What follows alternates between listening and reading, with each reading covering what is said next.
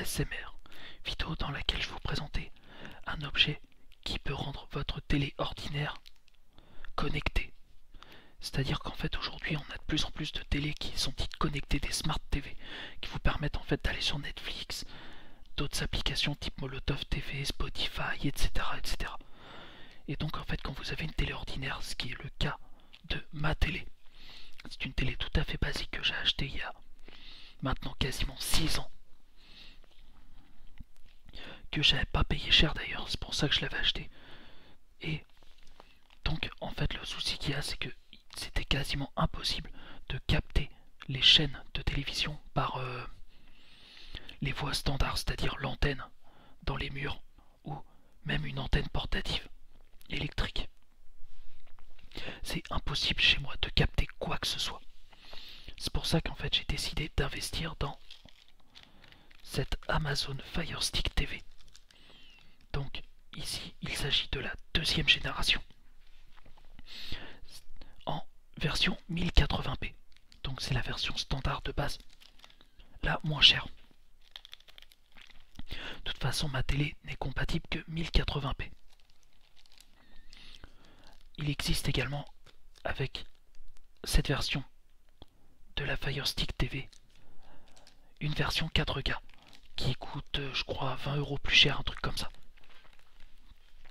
Mais moi en fait j'ai acheté cette Fire Stick TV en promotion à 24,99 €. Donc mettre 20 € de plus, c'est doubler le prix que j'ai payé. Donc avant toute chose, je dois dire que cette Fire Stick TV Amazon est compatible avec les enceintes connectées Echo de Amazon, donc Echo Dot, Echo, etc. Je connais pas exactement la gamme Echo de Amazon. Par contre, elle n'est pas compatible avec le Google Home. Donc si vous avez un Google Home chez vous, sachez que ce n'est pas compatible et que si vous voulez un truc compatible, il vous faudra un Chromecast. Chromecast qui est beaucoup moins bien équipé d'ailleurs. Et qui est tout aussi cher d'ailleurs aussi. C'est le même prix et le Chromecast est quand même beaucoup moins bien. Donc vous voyez en fait sur la boîte, bien orange flashy. D'ailleurs je trouve que ce orange est très joli. On retrouve la Fire Stick TV avec une image de sa télécommande. On retrouve le nom du produit, Fire Stick TV Stick, pardon, avec télécommande vocale Alexa. Donc en fait ça vous indique que c'est une deuxième génération. Parce qu'en fait la télécommande normale de base ne prenait pas en charge la commande vocale. Mais si vous avez une première génération de Fire Stick TV, vous pouvez vous procurer séparément la télécommande. Bon, c'est très cher, c'est 30 €. Donc je pense que pour 30 €, autant mettre 10 € de plus parce que normalement c'est 40 € ça. Si vous mettez 40 €, vous avez la complète avec la nouvelle télécommande.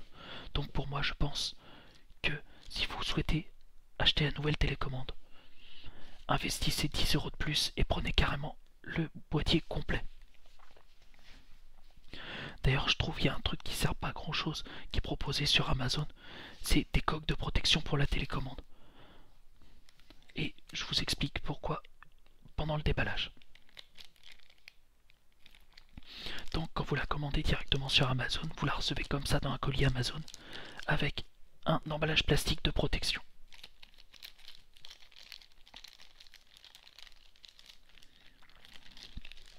Donc sur le côté gauche de la boîte, on a en allemand, français, italien, espagnol des exemples de Alexa. En fait, c'est Alexa épisode suivant par exemple, ou Alexa, donne-nous un retour rapide de 30 secondes, des trucs comme ça. Mais Sneaky Pete, mais n'importe quoi en fait. Vous pouvez demander à Alexa, Alexa, allez sur Molotov TV, Alexa, allez sur YouTube. Et après, une fois que vous êtes dans l'application, vous pouvez redéclencher Alexa pour lui demander la recherche. Ce qui est quand même beaucoup plus pratique, par exemple pour l'appli YouTube, que de faire la recherche dans l'application avec les touches de la télécommande. Mais sur ce point-là, on y revient après. Donc, hop, j'enlève l'emballage plastique. Donc bien sûr, j'ai déjà utilisé la Fire Stick TV, c'est pour ça que je vais vous donner un petit peu mon avis là-dessus.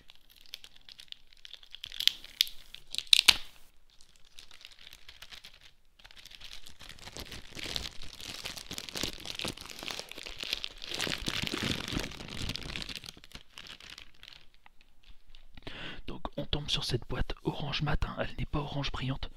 Vous avez juste en fait ces produits-là qui sont mis en valeur en relief. Vous voyez en fait chaque bouton de la télécommande est mis en relief sur la boîte. C'est vraiment hyper bien fait je trouve. Vous avez le côté brillant qui est également sur la télécommande. Tout est vraiment bien fait. En tout cas au niveau de la boîte. Alors on vous donne énormément d'exemples d'applications comme Red Bull TV, Molotov.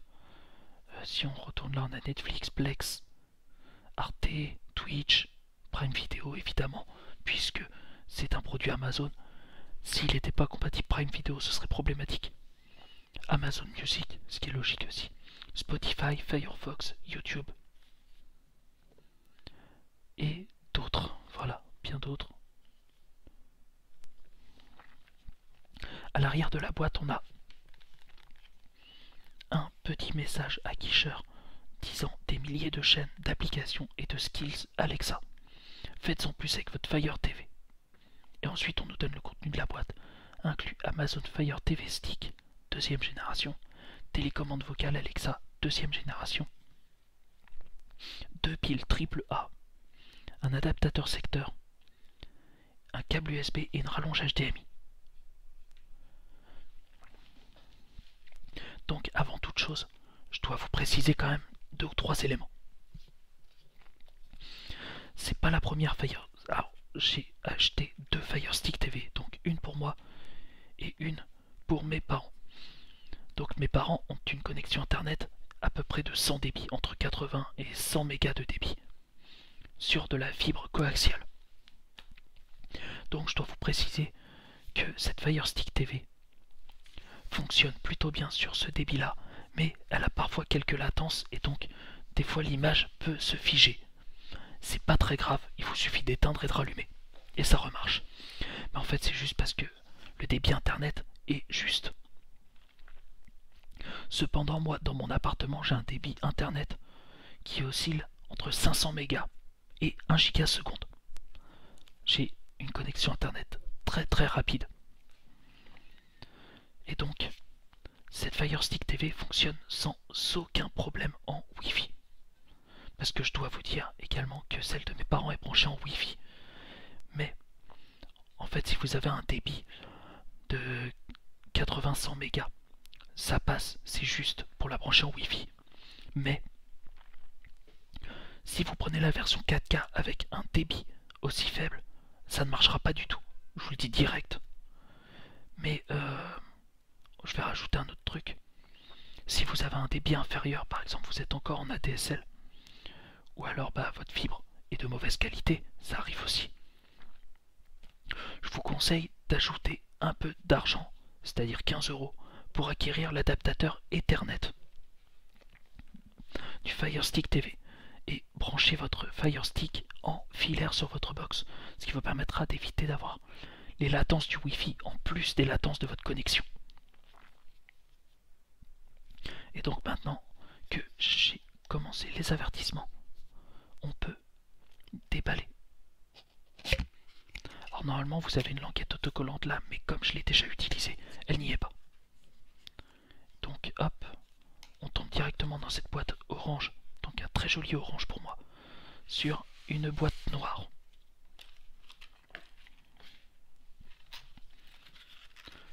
Donc hop, cette boîte noire elle est comme ça, voilà, et elle s'ouvre en fait. Quand vous allez recevoir le produit, hop, vous allez l'avoir comme ça. Et donc elle s'ouvre simplement en dépliant là, comme ça, en haut, hop, et en bousculant comme ça. Alors, elle se déplie comme ceci la boîte. Voilà, hop, je vous présente toute la boîte entière. Et donc on commence par le côté gauche. Donc ici, vous avez la notice. Donc la notice qui est dans plusieurs langues. On commence par l'allemand.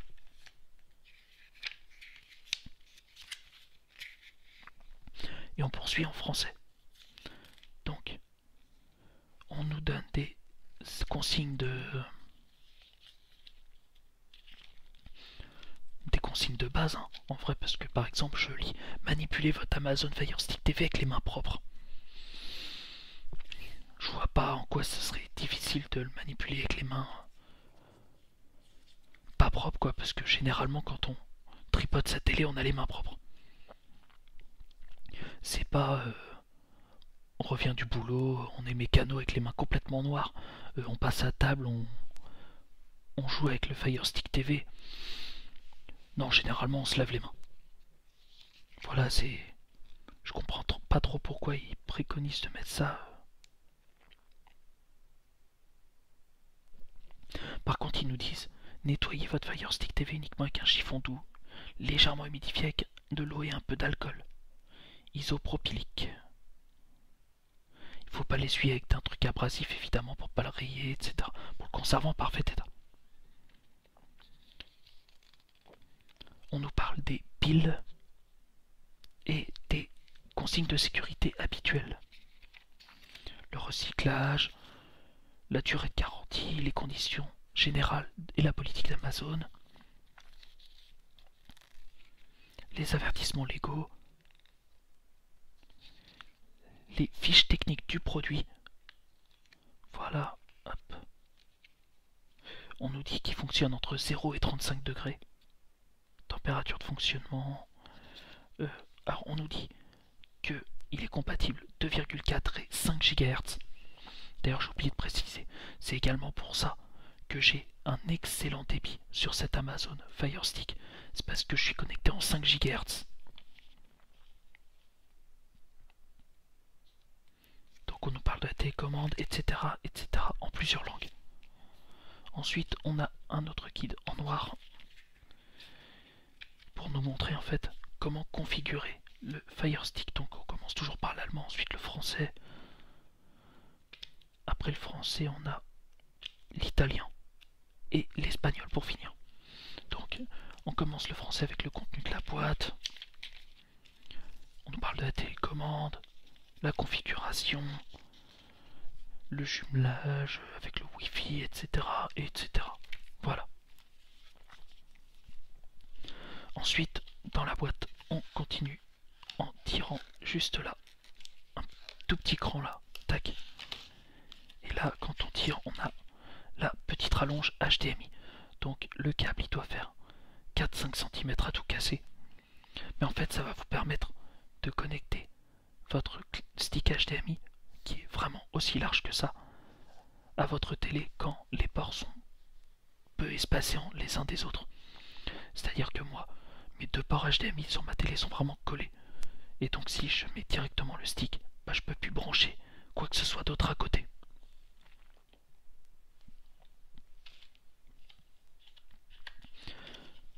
Ensuite, sous l'emplacement des notices, on a un câble USB. Donc un câble USB vers micro USB. D'ailleurs, il a un effet soft touch qui est très sympa. Mais il me rappelle un petit peu les câbles et les chargeurs des Nokia Lumia, un petit peu, au niveau de la forme. Donc niveau longueur, je sais pas du tout. Mais on a quand même assez long. Voilà, on a peut-être 1,50 m, 2 mètres peut-être. Après, on a assez long. Mais faut pas que la prise soit non plus à 50 mètres de la télé, évidemment. Donc dans cette partie-là, on n'a absolument plus rien du tout. Voilà. Et on entame la seconde partie. Voilà, hop, celle-ci. Et donc on va commencer par cet endroit-là. Donc ici on a un adaptateur secteur Amazon. Donc c'est un adaptateur secteur 5 watts qui sort 1 ampère et 5,25 volts environ. Donc il est protégé par un plastique. Moi le plastique je l'ai laissé parce que ça change rien du tout. Et ça permet juste d'éviter de rayer l'adaptateur. Au prix que l'appareil vaut. Bon, il faut 40 € seulement, hein. C'est pas le prix d'un iPhone, c'est pas le prix d'un iPad, ni même d'une Apple TV qu'on pourrait mettre en face au niveau concurrence. Parce que je vous garantis qu'au niveau fonctionnalité, on n'est vraiment pas loin de l'Apple TV. Ensuite, une fois qu'on a enlevé l'adaptateur secteur, on a deux piles LR03 triple A 1,5 V. Donc c'est des Amazon Basics. Évidemment, ils n'allaient pas vous mettre autre chose que des piles Amazon, étant donné que c'est un appareil Amazon. Amazon fabrique eux-mêmes leurs piles, donc on met des piles Amazon. Ensuite, hop, toujours dans le côté de la boîte, on a la fameuse télécommande avec commande vocale. Donc voilà, et dans le dernier compartiment, on a le fameux Fire Stick TV. Donc voilà tout ce que contient la boîte. Donc on va déballer le Fire Stick TV en premier.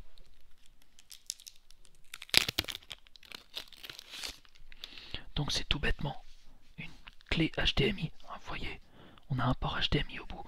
Non, en fait, en théorie, on pourrait brancher ça directement dans la télé. Mais en pratique, les ports HDMI des télés sont vraiment suffisamment serrés. Et vous voyez la différence en fait entre la rallonge HDMI et la clé. Tout cet espace-là en fait peut vous empêcher de brancher d'autres ports HDMI sur votre télé. D'où le fait qu'Amazon fournisse la rallonge. Donc sur le dessus de l'appareil, on a le logo Amazon. Voilà, en brillant sur le plastique noir mat. Ensuite, au bout, on a le logo HDMI. Sur le côté, on a un port micro USB avec écrit Power en dessous. Et là, on a toutes les normes de recyclage, etc. Donc, on nous dit que c'est assemblé en Chine. Ça vient de Amazon Europe au Luxembourg. Et voilà. Donc, le petit sachet qui vous dit comment brancher ça. Donc, je vais vous montrer tout de suite. Vous prenez le câble micro USB fourni, hop, vous branchez, hop, le câble sur le côté de l'appareil et vous avez ça. Et d'ailleurs méfiez-vous, parce qu'en fait sur les téléviseurs, vous avez souvent un port USB maintenant. J'en ai un sur ma télé, mais la plupart du temps, il fournit une alimentation de seulement 0,5 A. Et si vous branchez le port USB directement sur votre télé, l'appareil va s'allumer, il n'y a aucun problème. Mais il va vous marquer directement. Le fonctionnement ne sera pas optimal dans le sens où l'alimentation n'est pas suffisante. Donc, je vous conseille fortement d'utiliser le bloc secteur. Voilà, donc au final ça vous donne ça. Évidemment, la rallonge HDMI, qui est très utile, on la met dessus comme ça, hop. Vous voyez, ça vous fait quand même déjà un appareil qui est vachement long, hein. Ça doit faire genre 13-14 cm, plus le fil, plus ça. Heureusement que ça se tord quand vous le mettez comme ça se voit un peu moins. Après, c'est pas affreux non plus, hein. C'est pas moche comme appareil, donc ça va. Ensuite, on a la télécommande.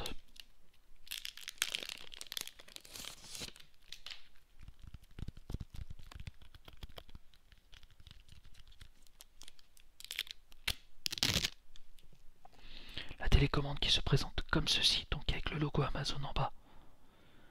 Un bouton pour couper le volume, plus moins, qui servent au volume. Avance, retour, play pause, avance rapide. Bouton retour dans les applications, le bouton accueil, un bouton option. Là, ce sont les touches de navigation. Là, la touche de validation, comme si ça pourrait être marqué OK au milieu. La touche de commande vocale Alexa et un bouton Power. Mais je vous arrête tout de suite.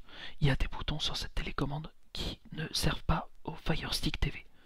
En l'occurrence, le bouton Power ne sert pas au Fire Stick et les boutons de volume non plus. En fait, tous ces boutons-là servent à contrôler votre téléviseur directement. C'est pourquoi il y a un port infrarouge sur le bout de la télécommande. Parce qu'en fait, il est appairé au Fire Stick TV par Bluetooth. Donc l'infrarouge sert juste pour votre télé. D'ailleurs, moi ma télé n'est pas d'une grande marque. Alors, l'Amazon Fire Stick connaît la marque de ma télé, mais mon modèle de télé n'est pas pris en charge. Ce qui fait que ce bouton-là et les boutons de volume ne me sont pas utiles. Ce qui d'ailleurs, je trouve ça vraiment dommage dans le sens où bah, on aurait pu régler le volume du Fire Stick en lui-même, couper le son du stick en lui-même, ou même encore l'éteindre avec la télécommande. Donc au dos de la télécommande, c'est tout noir et vous avez un cache-pile. Et donc on y met les deux piles fournies. Voilà, tac. Comme ça. Donc on les met toutes les deux dans le même sens, c'est-à-dire le moins à ce niveau-là, le plus dans le vide pour l'instant. Et là on va coller le moins au plus de cette pile. Et on va enfoncer. Voilà, comme ça. Donc là, la télécommande est opérationnelle. Et donc le Fire Stick TV également. Donc l'unboxing est terminé. Mais je vais vous donner un petit peu mon avis sur l'appareil vite fait. Donc, moi personnellement, je trouve que c'est un très très bon appareil. Dans le sens où il fait exactement ce qu'on lui demande. J'ai la télé avec Molotov. Je peux regarder des vidéos YouTube.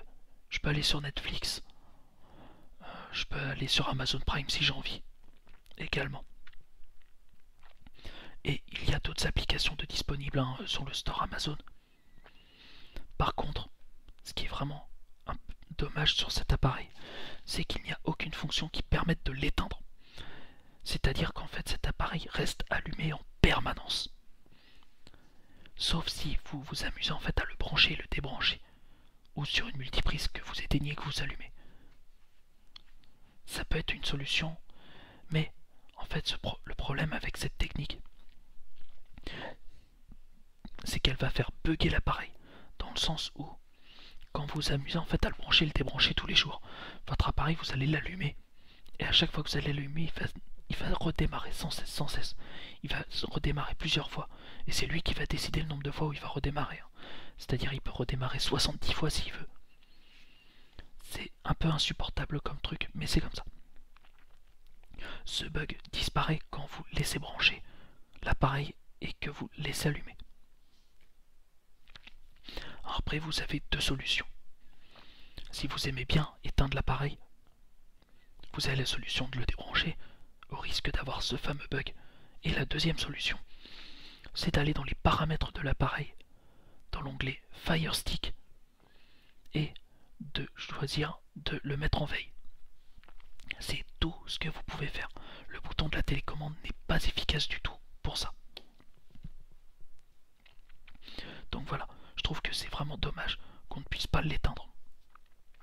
Ce serait bien parfois de pouvoir l'éteindre afin de libérer la box internet. Si on a par exemple un gros truc à faire dessus. Comme par exemple, uploader une grosse vidéo bien lourde sur YouTube. Donc voilà. Au niveau sinon qualité d'image, c'est au top.